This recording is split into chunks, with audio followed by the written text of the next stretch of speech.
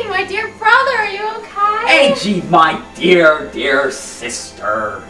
I'm still holding up. Barely. How's Mom? She's still upstairs. She's just been crying all day. Well, I would go upstairs to comfort her now, but she's a little camera shy. You really look like hell, too. Are you sure you're alright?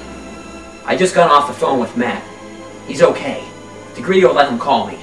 That's unusually nice. Yeah, well, he was probably just using him as bait to get me to come to him so he could shoot me, too. Oh, but Angie, you know how we've been talking a lot lately about Grandpa's death? Yeah, why? Matt just answered all of our questions. Everything. When I was on the phone with him. He did? How did he know? Well, Dad was going to tell me what really happened today, when he was supposed to come home.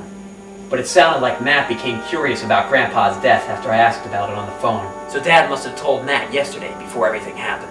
Well, what did Matt say? We were right. Grandpa did not die of pneumonia, as we were told. You remember how Grandpa was in the hospital for 2 weeks in a coma before he died in April of 2004. Actually, he died only a few days before Dad told me that I was to become the next Captain Catholic in order to assist him and take Grandpa's place. At this point, neither of us knew of Dad's secret identity as Commander Catholic, and neither did the rest of our family. Well, except for Mom, our aunt and uncle, Grandma, and of course, Grandpa. It turns out that Grandpa was critically injured during a very important mission given to him by the Pope. Since most of our family did not yet know of his true identity, Mom and Dad thought it would be best to tell the grandkids that Grandpa was dying of pneumonia. As you remember, we weren't allowed in the hospital room because the adults didn't want us to see our grandfather in a coma, so there was no way for us to know that he wasn't really dying of pneumonia. But then Dad let me in to see Grandpa a few days before they expected him to take a turn for the worst. They said it was important for me to see him one last time. When I was in the room, a doctor came in and started talking about bullet wounds. Mom and Dad tried to cover it up, but I knew something wasn't right. Matt told me what really happened.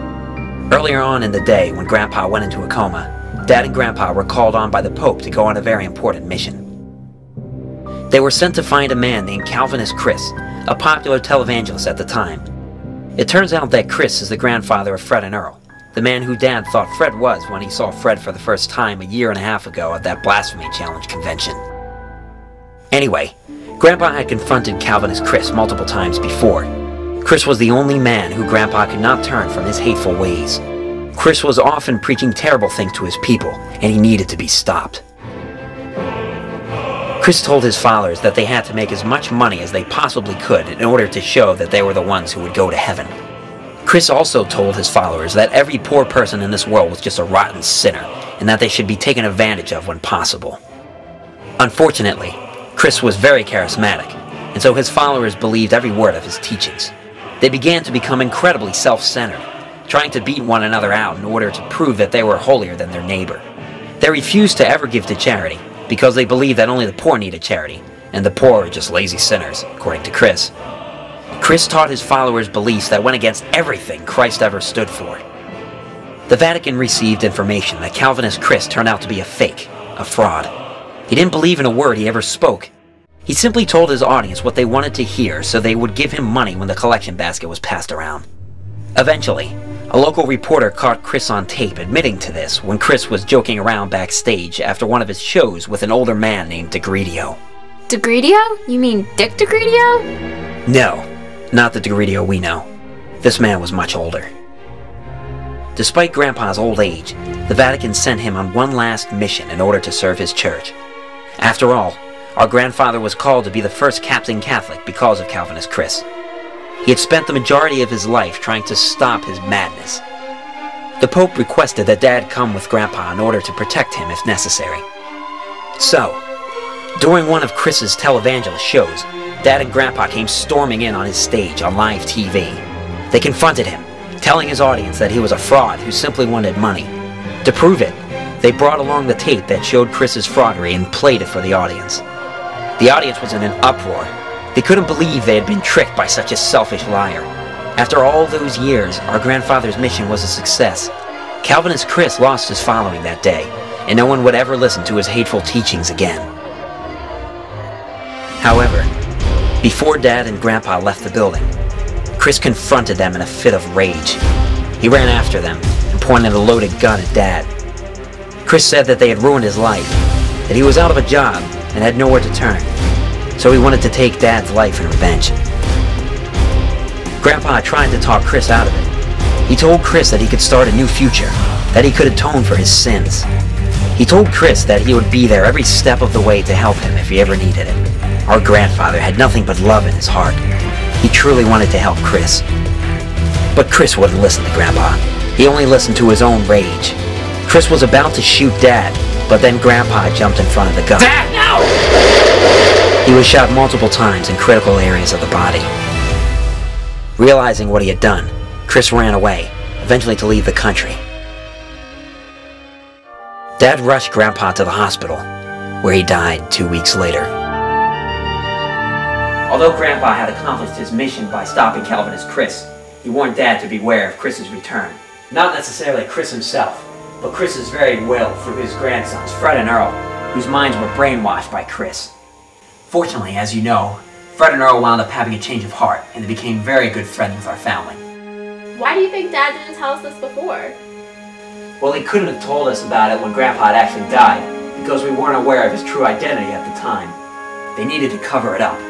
And as time passed, after we knew his true identity, Dad probably thought it was best not to go into it.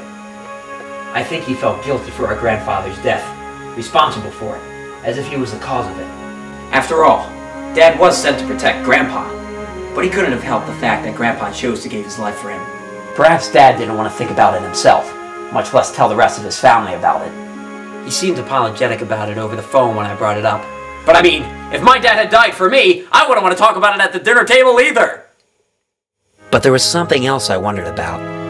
A few days after Grandpa died, Dad told me that the Pope had appointed me as the next Captain Catholic in order to assist Dad and take the place of our grandfather.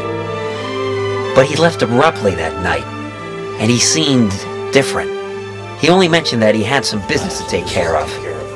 That told me that soon after Grandpa's death, Dad went looking for a man that Calvinist Chris has adopted as a son. He said that Dad wanted to help this man somehow, turn his life around. But I also wonder if Dad was tempted with seeking revenge on Chris. I wonder if he went through what I'm going through now. After all, Dad was just as close with Grandpa as I was with him. That could be. This is kind of a lot to take in all at once, but I'm glad we found out. I'm sure Dad wanted to tell us all along, but he just couldn't. Yes, I know that for a fact. Did Matt know what happened to Calvinist Chris? Yes, Chris did manage to flee the police and escape the country, but he died a few years ago as a lonely man who threw his life away, living as a selfish liar who survived by stirring up hatred. Sucks for him! Some people come into this world understanding what it's all about. Others start out in darkness, but eventually come to a peaceful understanding. But there are also those who refuse to ever see the light. They're the ones who we need to help the most. They can be brought to happiness. They just have to have someone show them that hope does exist in this world. Listen, Angie, I'm only waiting on the liar's virus so that we can free the world of DeGreedios chaos. We'll be going there tonight. I know. You know, you really do look like hell. You should probably take a nap before night comes. A nap? Well, I guess there isn't anything else I could do until then. Maybe it wouldn't hurt.